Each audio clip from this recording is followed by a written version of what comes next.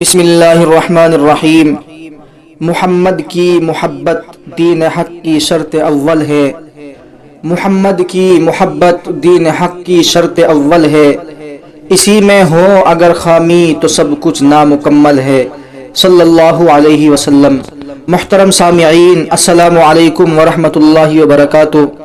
France کے ملعون صدر کی نگرانی میں پیارے آقا صلی اللہ علیہ وسلم کے سرکاری طور پر گستاخانہ خاکے شائع کرنے پر مسلمان حکمرانوں کی خاموشی مکمل طور پر جاری ہے، لیکن الحمدللہ ثم الحمدللہ عالم اسلام کی مجاہد، غیور اور محب رسول عوام اب بھی پیارے آقا صلی اللہ علیہ وسلم سے محبت کا اظہار کر رہے ہیں اور جگہ جگہ فرانس کا بائیکاٹ کر رہے ہیں، ان کے خلاف شدید مظاہرے کر رہے ہیں۔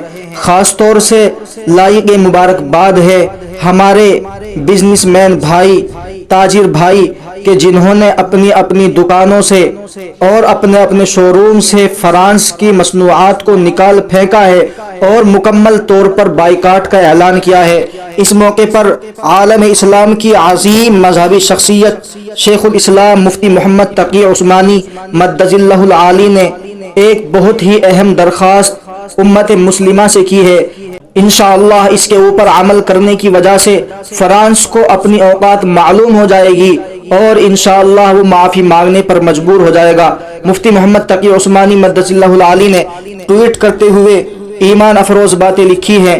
فرمایا، سرور دو جہاں صلی اللہ علیہ وسلم کے خلاف فرانس اور اس کے صدر کی کمینگی کے بعد کیا ہم اب بھی فرانس کی مصنوعات کی خرید و فروخت، استعمال اور درآمد جاری رکھیں گے؟